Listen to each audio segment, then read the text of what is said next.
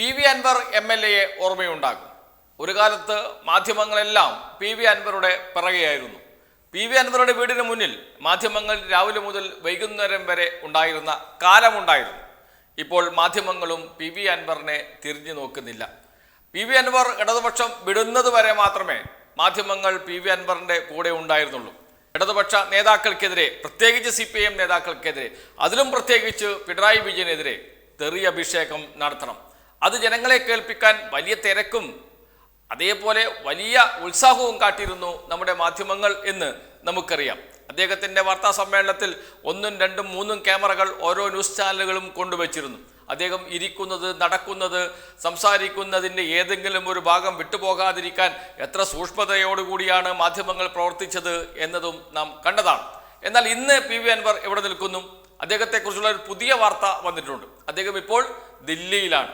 ദില്ലി കേന്ദ്രീകരിച്ച് അദ്ദേഹം ചില നീക്കങ്ങൾ നടത്തുന്നു എന്നാണ് വാർത്ത. പക്ഷേ ആ നീക്കങ്ങളൊന്നും എവിടെയും എത്തുന്നില്ല. ഒന്നാമത്തെ നീക്കം അദ്ദേഹം നടത്തിയത് മുസ്ലിം ലീഗ് നേതാക്കളെ കാണുക എന്നതാണ്. മുസ്ലിം ലീഗ് നേതാക്കളെ കണ്ടത് മുസ്ലിം ലീഗിൽ ചേരാനല്ല, ഒരു പ്രത്യേക ഘടകകക്ഷിയായി UDF-ൽ ഉൾപ്പെടുത്തണം. അദ്ദേഹത്തിന് ഇപ്പോൾ DMK എന്ന ഒരു രാഷ്ട്രീയ കൂട്ടായ്മയുണ്ട്. അത് രാഷ്ട്രീയ പാർട്ടിയാക്കി മാറ്റും എന്നാണ് പറയുന്നത്. DMK എന്ന പേരിടാൻ കാരണം തമിഴ്നാട് DMK-യുമായി ഒരു സഖ്യമുണ്ടാക്കാൻ കഴിയുമോ എന്ന് ആലോചിച്ചുകൊണ്ടായിരുന്നു. അല്ലെങ്കിൽ അതിനൊരു ഘടകമാക്കി കേരളത്തിൽ DMK-യെ മാറ്റിയെടുക്കാൻ കഴിയുമോ എന്നൊക്കെയുള്ള നീക്കങ്ങൾ അദ്ദേഹം നടത്തിയിരുന്നു. എന്നാൽ ആദ്യം തന്നെ DMK അത് വെട്ടി. കാരണം പിണറായി വിജയനെതിരെ ഇത്രയും മോശം ഭാഷയിൽ സംസാരിച്ച ഒരാളുമായി സഖ്യമുണ്ടാക്കാൻ തമിഴ്നാട് DMK തയ്യാറാകില്ല എന്ന് എല്ലാവർക്കും അറിയുന്ന കാര്യം തന്നെയാണ്. അതുകൊണ്ട് തന്നെ ആദ്യം തന്നെ DMK അതങ്ങ് വെട്ടി. പിന്നീട് ശ്രമിച്ചത് മുസ്ലിം ലീഗിലേക്ക് ചേരാനാണ്. പക്ഷേ മുസ്ലിം ലീഗിലേക്ക് വേണ്ട എന്ന നിലപാട് മുസ്ലിം ലീഗ് നേതാക്കൾ തന്നെ എടുത്തു. പിന്നീട് മുസ്ലിം ലീഗിൽ സമ്മർദ്ദം ചെലുത്തി UDF-ന്റെ ഘടകകക്ഷിയാകാൻ കഴിയുമോ എന്നാണ് ഇപ്പോൾ നോക്കിക്കൊണ്ടിരിക്കുന്നത്. അതിനുവേണ്ടി ദില്ലിയിൽ പോയി ലീഗ് നേതാക്കളെ കണ്ടുകൊണ്ടിരിക്കുന്ന വാർത്തകളാണ് വരുന്നത്.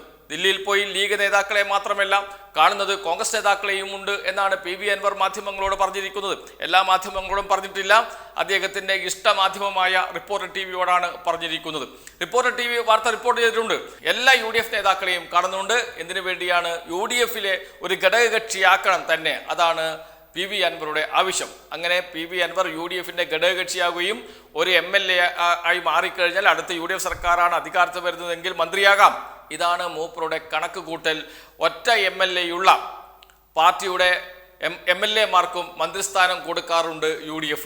അത് ഇത്തവണയും പാലിച്ചു കഴിഞ്ഞാൽ, എന്ന് വെച്ചാൽ അടുത്ത തെരഞ്ഞെടുപ്പിൽ UDF ജയിക്കണം. അത് ഇപ്പോഴേ കണ്ട് നീങ്ങുകയാണ് പി.വി. അൻവർ ചെയ്യുന്നത്. അങ്ങനെയാണെങ്കിൽ ഒരു മന്ത്രിയാവാൻ കഴിയുമോ എന്നാണ് നോക്കുന്നത് പി.വി. അൻവർ. പക്ഷേ ഒരു മന്ത്രിസ്ഥാനം എന്ന് പറഞ്ഞാൽ UDF-ൽ വലിയ അടി നടക്കുന്ന കാര്യം തന്നെയാണ്. കാരണം എല്ലാ ഘടകകക്ഷികളും മന്ത്രിസ്ഥാനം ആവശ്യപ്പെടും. എല്ലാ ഘടകകക്ഷികൾക്കും മന്ത്രിസ്ഥാനം വിധിച്ചു നൽകാൻ കഴിയില്ല. അത്രയൊന്നും മന്ത്രിമാരുടെ ഒഴിവില്ല. അതോടൊപ്പം തന്നെ കോൺഗ്രസിലെ എല്ലാ MLA-മാർക്കും മന്ത്രിയാക്കേണ്ടി വരും. അങ്ങനെ ഒരു കൂട്ട അടി അവിടെ നടക്കും. അതിൽ എങ്ങനെയെങ്കിലും ഒരു സ്ഥാനം പിടിച്ച് എടുക്കാൻ കഴിയുമോ എന്നാണ് പി.വി. അൻവർ നോക്കുന്നത്.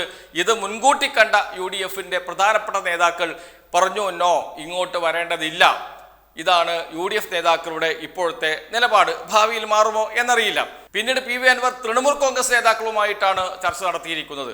തൃണമൂൽ കോൺഗ്രസ് CPM വിരുദ്ധം എന്നൊക്കെ പറയുമ്പോൾ പെട്ടെന്ന് പ്രവേശനം ലഭിക്കാൻ സാധ്യതയുണ്ട് എന്ന് കണ്ടാണ് അദ്ദേഹം തൃണമൂൽ കോൺഗ്രസ് നേതാക്കളെ കാണുന്നത്. തൃണമൂൽ കോൺഗ്രസിന്റെ ഒരു ഘടകം സംസ്ഥാനത്ത് രൂപീകരിക്കാൻ കഴിയുമോ എന്നായിരിക്കും അദ്ദേഹത്തിന്റെ ഉദ്ദേശം, അല്ലെങ്കിൽ അദ്ദേഹത്തിന്റെ ലക്ഷ്യം.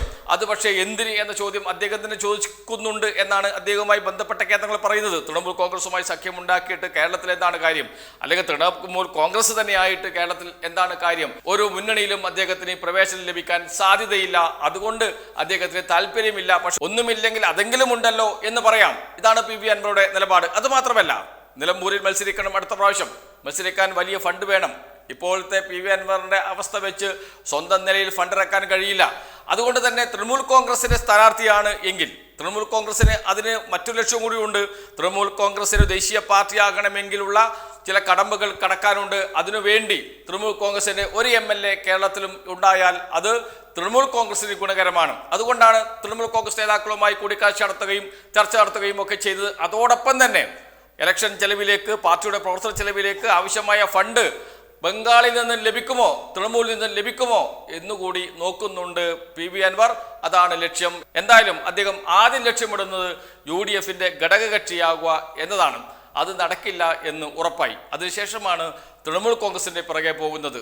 ഒരു രാഷ്ട്രീയ പാർട്ടിയും ഒരു മുന്നണിയും PV അൻവറിനെ അടുപ്പിക്കുന്നില്ല. ഇങ്ങനെ ഇപ്പോൾ ഏകനായി നടക്കുകയാണ് അദ്ദേഹം ചെയ്യുന്നത്. അദ്ദേഹത്തിന് ഈ തോണി എവിടെയെങ്കിലും അടുപ്പിച്ച് തീരൂ, അതിൻ്റെ തീവ്ര ശ്രമമാണ് അദ്ദേഹം നടത്തിക്കൊണ്ടിരിക്കുന്നത്. പക്ഷേ കേരളത്തിലെ എല്ലാ രാഷ്ട്രീയ പാർട്ടികളും PV അൻവറിന് ഭ്രഷ്ട് കൽപ്പിച്ചതുപോലെയാണ്. മാധ്യമങ്ങളും പൂർണ്ണമായും PV അൻവറിനെ ഉപേക്ഷിച്ചു കഴിഞ്ഞു. എന്ന് വെച്ചാൽ ഇന്നലെ വരെ ഉണ്ടായിരുന്ന ഗ്ലാമർ അദ്ദേഹത്തിന് ഇന്നില്ല എന്ന് എല്ലാവർക്കും മനസ്സിലായി. അതുമാത്രമല്ല, അദ്ദേഹം പൊട്ടിച്ച വെടിയെല്ലാം വെറും പൊയ്വെടികളായിരുന്നു എന്നും അതിൻ്റെ ലക്ഷ്യം പിണറായി വിജയൻ എന്ന രാഷ്ട്രീയ നേതാവിനെ അവഹേളിക്കുക, അപകീർത്തിപ്പെടുത്തുക എന്നതാണെന്നും ഏതാണ്ട് എല്ലാവർക്കും ഇപ്പോൾ ബോധ്യപ്പെട്ടു കഴിഞ്ഞു. അതുകൊണ്ട് തന്നെ മെല്ലെ മെല്ലെ അദ്ദേഹം കേരള രാഷ്ട്രീയത്തിൽ നിന്ന് ഒറ്റപ്പെട്ട് പോയിക്കൊണ്ടിരിക്കുന്നു.